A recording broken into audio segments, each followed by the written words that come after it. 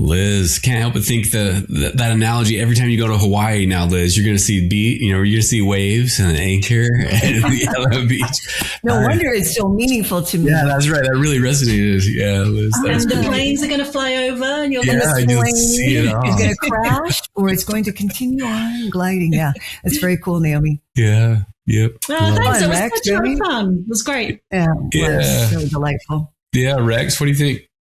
That was illuminating and edifying, because I've been learning about attachment styles, and I must say that I've discovered that, my wife is the avoidant and that I am the anxious. And it's so interesting. And I like you just added so much perspective on everything. It was, I just learned so much. I don't even, like, how did you start dealing with being, like, what is something that somebody who deals with that could start doing to improve? I think, great question. I think the first step is always to notice. Sounds like you're doing that already, Rex. It is to notice yourself, to really pay attention to yourself. And to do that, I think to really be aware of ourselves, we've got to be regulated. So that might require in itself some shifts to be more at rest, to have, good nutrition, to be well supplied so that you can give more bandwidth to those important interactions you're having and really notice, okay, am I being driven by, an anxious, is there any fears coming up now? And at what point did they come up? What was the trigger that got me? Where did I become scared? And did that fear subside, or did it keep growing? And when if it did subside, what gave me relief from that? What helped me to kind of, it's going to be okay again? Just really paying attention. It's work.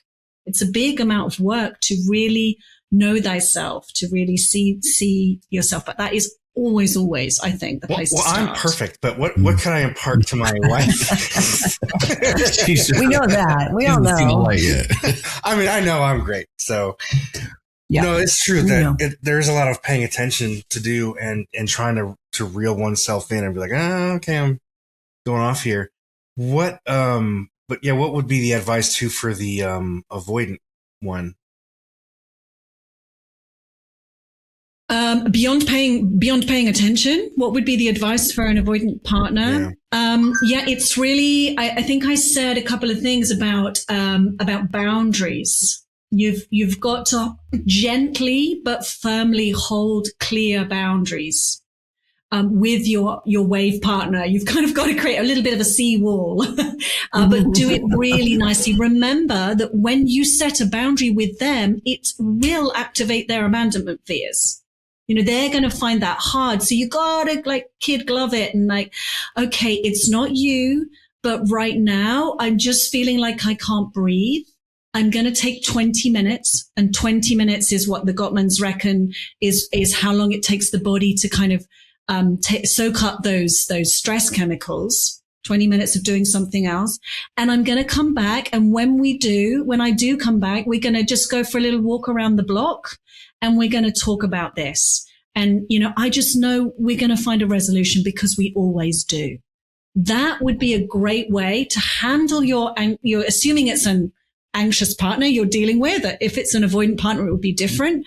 But that would be a great way to both take care of yourself and them at the same time. And that's what you want. You want simultaneously, I take care of me and I take care of you and the relationship at the same time. It's not always possible, but that's always what you want to go for. The boundaries definitely trigger, oh my gosh, okay, now you're getting farther away. Now you're blocking me. What do I do? Let me throw some more waves at you. And just, I'm more the anxious one and she's the avoidant one. So I have to be paying attention to that.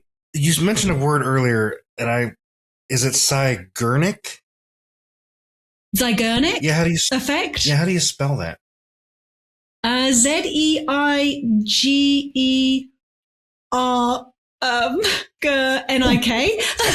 got lost in the middle there. Yeah, that's right. It will come up on Wikipedia if you Zeigarnik effect.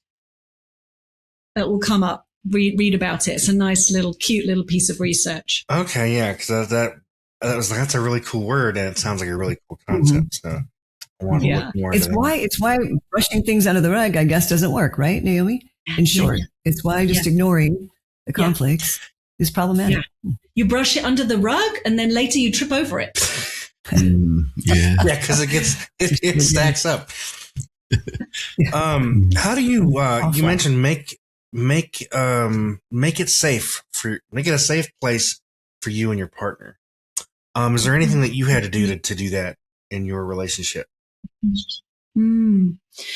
Yeah, and the concept of threat, it's so vital to attachment. I think a really great exercise for any couple to do, even really early stage, especially really early stage couples, or even if you've been together for a very long time, is ask each other the question, what do I do that's threatening to you?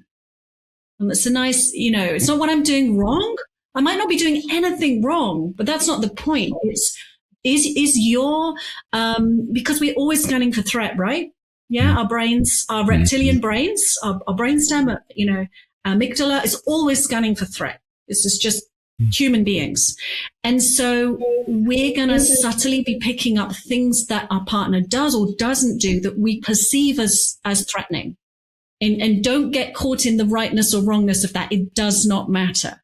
What do I do that you find threatening? If you can have that kind of conversation and you can really become an expert, Stan, I like Stan's phrase, become your partner's whisperer. Become a Rex whisperer for your wife. If you can really know your partner, take the PhD in your partner, then you're going to get really sensitive to those things to the point where you can even predict, you're going to find that hard. If we go to the party and I am off chatting with my friends and you sense I'm not with you, you're going to find that hard. So then you can, see these things come and be able to predict how your partner might feel subtly threatened, and what you can do to make them feel safe. Does that answer your question? Yeah. Yeah, it does. Gosh, there were so many cool things you mentioned. I like how you got into overt and covert contempt. I just, unravels a lot of stuff for me, and I hope I imagine this is going to be very helpful for listeners. And just the effect of not working on a relationship can have on your health is eye-opening, to where it's like 15 cigarettes a day. It's just fascinating. And I liked your, think of yourselves as co-pilots in a small plane. Because you don't really want to argue with your co-pilot. Well, I'm just not going to fly anymore. You figure it out. Life and death right there. Yeah. But that was incredible. I don't know.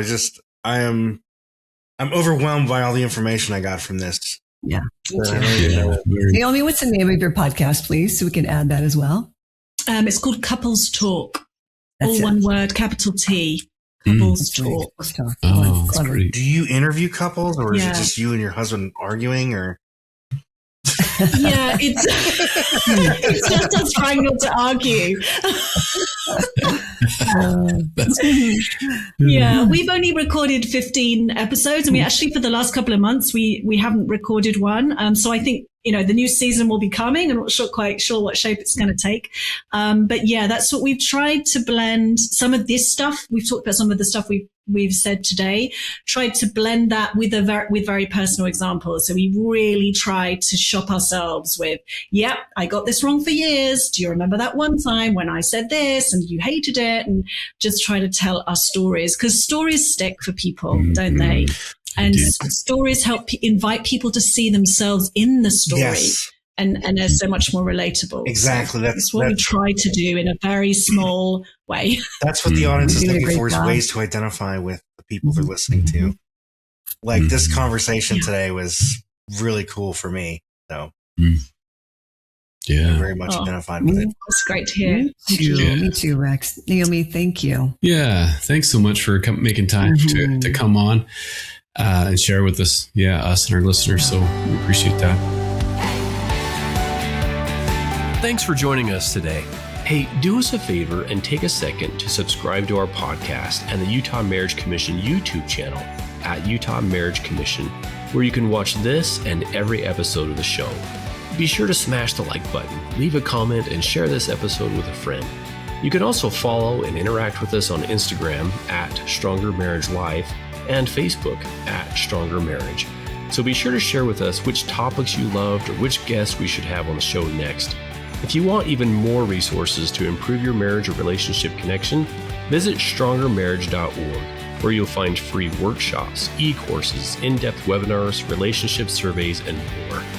Each episode of Stronger Marriage Connection is hosted and sponsored by the Utah Marriage Commission at Utah State University. And finally, a big thanks to our producer, Rex Polanis, and the team at Utah State University, and you, our audience. You make this show possible. The opinions, findings, conclusions, and recommendations expressed in this podcast do not necessarily reflect the views of the Utah Marriage Commission.